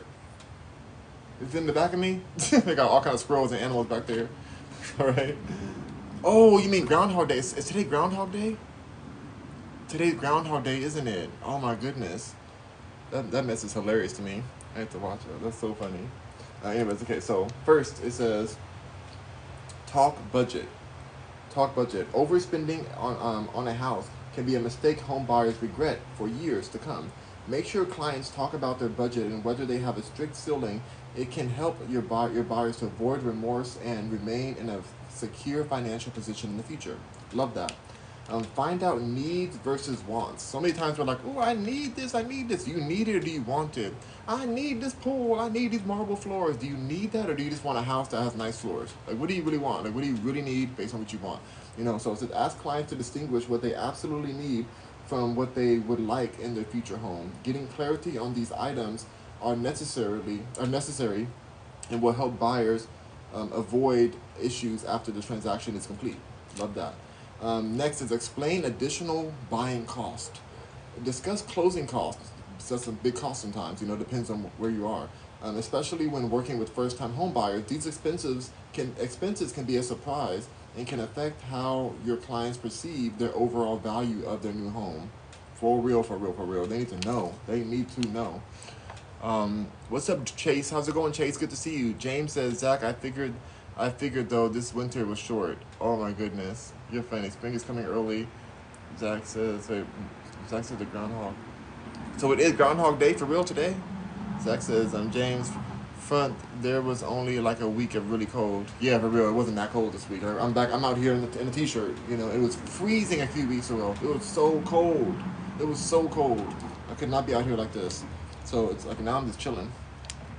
The next says, encourage your buyers to remain flexible. Your clients may be searching for a perfect home, but they may need to make compromises. Encourage your clients to stay open-minded on their journey to finding a home. This attitude, along with the list of needs versus wants, can help your clients avoid unnecessarily eliminating good choices that can lead to that can head off regrets. Very real. The last one is consider elements outside the house. Make sure you point out the external factors that could affect homeowners' experience. Advise advise buyers to research surrounding neighborhoods, school, traffic, shopping, recreation, and other factors that will go into their overall enjoyment of a new home. Super important, the environment. Sometimes they're like, oh, I love this house.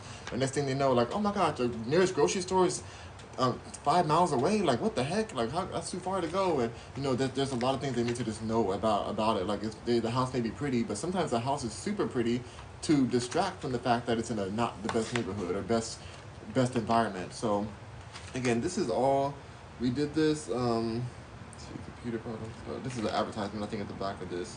My association benefits. Yeah, so that's an advertisement. This is the book where we went over this now. So I hope you guys really enjoyed this, going over this together. I really enjoyed it. Texas Realtors Succeed, our appraisals and questions answered.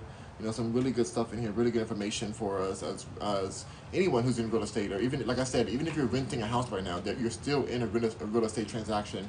And even if you're running a business, there's a lot of things that we talked about today. And I'm going to post this. I'll post this very soon when I'm able to download it. And there's a lot of things in this that can help you in your business and in your real estate journeys. So I'm thankful for everybody who stuck with us. We had 1.9 thousand likes. Oh my gosh. 692 people joined us today. That's such a beautiful thing. Thank y'all so much. I'm just finishing my tea. My last sip right here. Last sip of tea. Mm. Delicious tea. No sugar. No sugar. Don't add sugar to your tea. You know, you don't need it. Let me read these comments real quick. Chase says, "Hope you're having a blessed day, Rock." I'm having a great day. Thank you. Vic says, "Weather looks fresh where you are. The weather's amazing right now." Miss Delta says, "Happy Groundhog's Day." No, it's your birthday today. Don't let these groundhogs steal your day. Chase says, "Hope you're having a blessed day, Miss Delta, too." Oh, it's amazing. I love it. Miss Delta says, "Chase, thank you. I'm doing a lot better. Of course, got to keep pushing." That's right. Got to keep it pushing. That's how life is. You got to. Zay said, "This is a really good lesson." I'm so glad you enjoyed that. There's so many things in life. I'm gonna read the other one later on. Like maybe tomorrow, I'll read the California version because I am licensed here in Texas and in California. So we're gonna read the California version and see what articles are in there. Zay said it helps a lot to future real estaters. Yep, and anybody who's in business or any part of real estate. David, thank you for the heart me. I appreciate that, David. That's so kind of you to send that heart me. Mad says, "James, you just woke up." Oh my God. Chase says, "Miss Delta, that's good. I'm so happy to hear. You got to keep it going. That's all you can do. That's right. In this life, it's a beautiful life." Zay says, realtor, yep. I'm going to get you to 2,000 likes. Oh my God, we got there. 2.1 thousand likes. Yes. Thank you. Joe Batters says, "What's up, Rock? What's up? How's it going?" Keep Around said, "Do you ever thought about starting a podcast?" I do have a podcast. This won't be on the podcast. Um, I should have done it because I didn't do it on YouTube as well. A lot of times when I save this video, the tracking of my voice and the audio like get messed up, and so this won't be on the podcast, but I will be putting it on the page. I put it on my page and everything. But yeah, but the show yesterday, the Rock Mercury show, will be on the podcast, and the one from last week too. So we'll have those two up very soon. And the other ones, I have like already so many podcasts up there already, and I'm gonna put it on the website. So check out rockmercury.com. By the time you check it out, I'm gonna switch it so that the podcast is available on the homepage. I'm gonna like switch up a few things on there so that it's just easier to get to. Um, Joe says, "What's up, Rock? What's up? What's up?" Creep says, "Have you?" Oh wait. Zach says, "Fortnite." Fortnite a little later on. Yes. David says, "You're welcome." Thank you, David, so much. Zay says, Creep says he doesn't have one. It's Rock Mercury show. Yep, he does have one. It's Rock Mercury show. Yeah. Chase says, "You running squads today or definitely gonna run some more squads." The baby's awake now, so I'm gonna go hang with him now. Mr. Checkmate says, my brother, just passing by to show love." Thank you for the love. I appreciate that so much. David, thank you for the TikTok gift. You're so kind. Look at you over here. Thank you so much. Zay says, "Rock Mercury show is the best part of the podcast, low key." I love it. I love doing it. This is just more of like a chill moment where I drink my tea outside because I can't bring my YouTube out here too. So I'm like, let me just come out here and just chill and read this because I wanted to read this anyway. So I figured I might as well read it with you guys and share some information. David says, "Hello, everyone." Hello. Eli says, "Hello." Hello, Eli. All right, you guys, I will be going. I will be. Oh, Eli, were you the one? Did you send me a sponsorship request on Cash App? Eli, was that you? Because I blocked that account. It said Eli asked for a sponsorship on I was confused on what that even meant. What is that? Like, what were you trying to do? Zay said, "Most haters are on YouTube." Yeah. Oh, there's so many haters on there. Eli says, "No, that wasn't you." Okay, thank you, Eli. I appreciate you letting me know. Zay said, "Because you can curse on it." Yeah, for real. YouTube has some crazy people on there that say crazy stuff to me, so it's what it is. But thank you all for everyone who's been here. We have 3,000 likes right now. I'm gonna get off of here. This has been a long video. I thought it would be here for like, I really thought it'd be like 40 minutes. This has been over. How long has it been out here for? Oh my God, an hour and 48 minutes. Oh my God, over an hour more than I thought it would be. Wow. So thank you guys for being here and rocking with me today. We had a really great show to me. I hope you guys had a great day. Thank you, Zay. Eli said, "How was your day?" My day's been beautiful, a beautiful day. I'm going to try to get on a walk right now. But you guys have a beautiful, beautiful day. Thank you guys for joining me, and I will see you guys soon. Zay says, "Have you thought?" Okay, I'm not thinking about that right now, Zay. But have a good one. Bye. Rock on, Mercuryans.